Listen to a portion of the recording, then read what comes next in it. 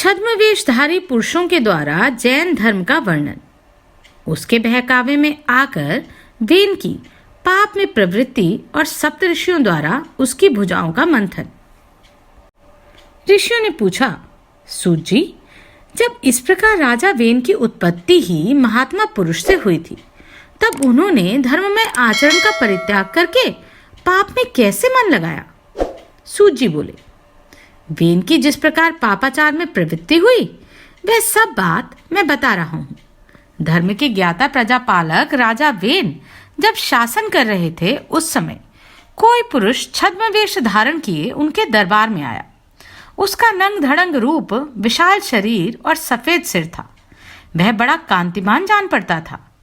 कांख में मोर पंखी की बनी हुई मार्जनी अर्थात औघा दबाए और एक हाथ में नारियल का जलपात्र अर्थात कमंडल धारण किए वह वेद शास्त्रों को दूषित करने वाले शास्त्र का पाठ कर रहा था। जहां महाराज वेन बैठे थे, उसी स्थान पर वह बड़ी उतावली के साथ पहुंचा। उसे आया देख वेन ने पूछा, आप कौन हैं जो ऐसा अद्भुत रूप धारण किए यहां आए हैं? मेरे सामने सब बातें सच सच बताइए। वेन का वचन सुनकर उस पुरुष ने उत्तर दिया, तुम इस प्रकार के धर्म के पचड़े में पड़कर जो राज्य चला रहे हो, वह सब व्यर्थ है। तुम बड़े मूढ़ जान पड़ते हो। मेरा परिचय जानना चाहते हो तो सुनो। मैं देवताओं का परम पूज्य हूं। मैं ही ज्ञान, मैं ही सत्य, मैं ही सनातन ब्रह्म हूं। मोक्ष भी मैं ही हूं। मैं ब्रह्मा जी की देह से उत्पन्न सत्य प्रतिज्ञ पुरुष हूं। मुझे जिन स्वरूप जानो। सत्य और धर्म ही मेरा कलेवर है। ज्ञान परायण योगी मेरे ही स्वरूप का ध्यान करते हैं। वेन ने पूछा, आपका धर्म कैसा है? आपका शास्त्र क्या है? तथा आप किस आचार का पालन करते हैं? यह सब बातें बताइए।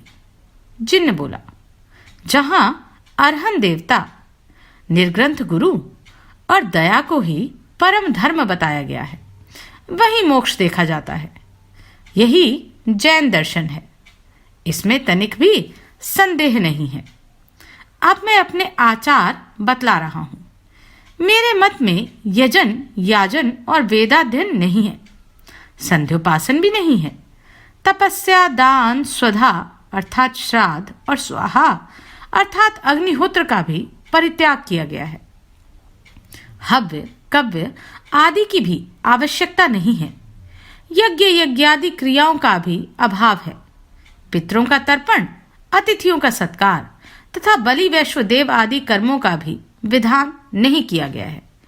केवल अरहन का ध्यान ही उत्तम माना गया है। जैन मार्ग में प्राय ऐसे धर्म का आचरण ही दृष्टिगोचर होता है। प्राणियों का यह शरीर पांचों तत्वों से ही बनता और परिपुष्ट होता है। आत्मा वायु स्वरूप है, अतः श्राद्ध और यज्ञ आदि क्रियाओं की कोई आवश्यकता नहीं है।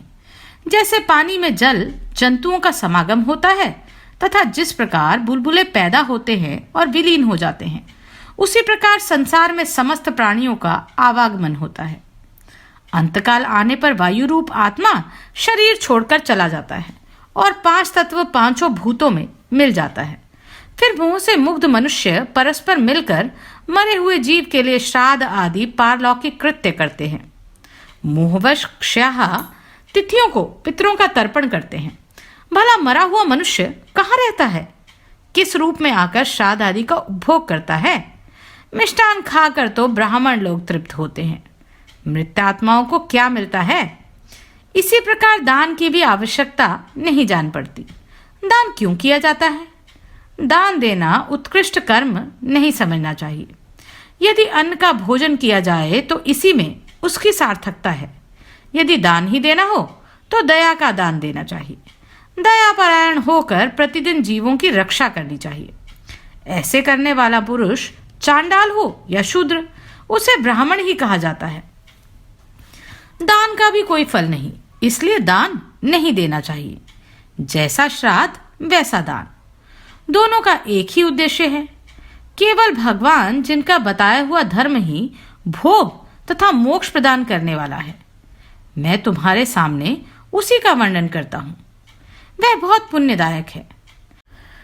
पहले शांत चित्त से सब पर दया करनी चाहिए, फिर हृदय से, मन के शुद्ध भाव से चराचर स्वरूप एकमात्र जिनकी आराधना करनी चाहिए, उन्हीं को नमस्कार करना उचित है।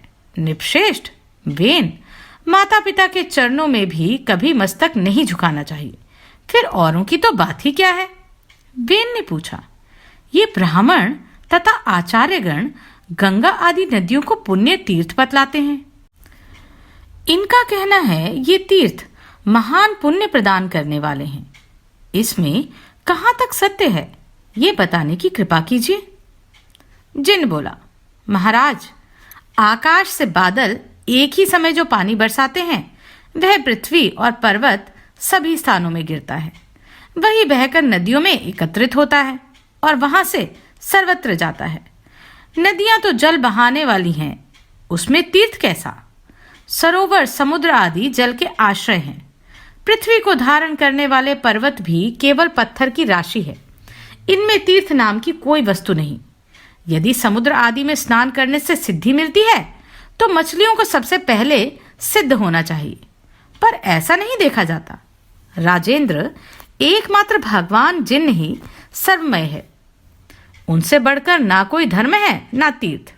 संसार में जिन ही सर्वश्रेष्ठ है, अतः उन्हीं का ध्यान करो, इससे तुम्हें नित्य सुख की प्राप्ति होगी।